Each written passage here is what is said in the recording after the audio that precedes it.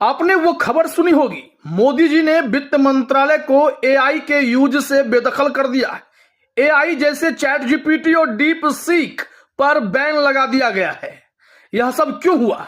दरअसल सदन में राहुल गांधी ने एआई पर जो जानकारी साझा की, उसके बाद मोदी जी को यह कदम उठाना पड़ा। People talk about AI, but it's important to understand that AI on its own is absolutely meaningless because AI operates on top of data. Without data, AI means nothing. And if we look at data today, every single piece of data that comes out of the production system in the world, the data that was used to make this phone, the data that is used to make electric cars, the data that is used to make basically all electronics on the planet today is owned by China. And the consumption data is owned by the United States. In China, the consumption data is owned by China, but in India, companies like Google, companies like Facebook, companies like Instagram, X, they own our consumption data. So if India wants to talk about AI, it has to first answer the question, what data is going to power that AI? The answer today is India does not have that data. Neither does India have production data, neither does India have consumption data. We have handed our consumption data to the big American companies, and the production data we don't have anyway. वित्त मंत्रालय को दरअसल रोका इसलिए गया है क्योंकि वहां डेटा चोरी होने का खतरा सबसे ज्यादा है और फाइनेंशियल तौर पर भारत को झटका लग सकता है, क्योंकि जो आर्टिफिशियल इंटेलिजेंस है वो अपने देश का तो है नहीं।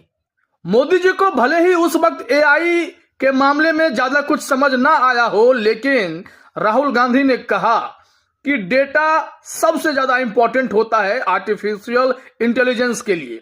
इस वक्त चाइना के पास और यूएस के पास सबसे ज्यादा इंडियन डेटा है। और राहुल गांधी के इस बात को सुनने के बाद चैट जीपीटी के फाउंडर भी टेंशन में आ गए।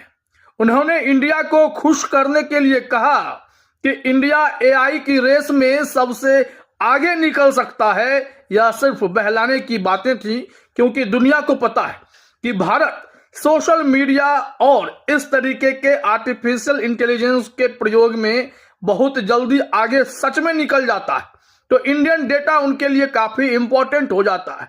मोदी जी समझ चुके हैं कि एआई का मतलब उनके लिए भले ही एआई अमेरिकन इंडियन ये सब होता हो, लेकिन भारत में एआई को लेकर कुछ ज्यादा खर्च भी नहीं किया जा रहा है, जिस कारण अब एआई के मामले में आज के डेट में जब डेटा इज द किंग कहा जाता है, तो मोदी जी पीछे छूटते जा रहे हैं।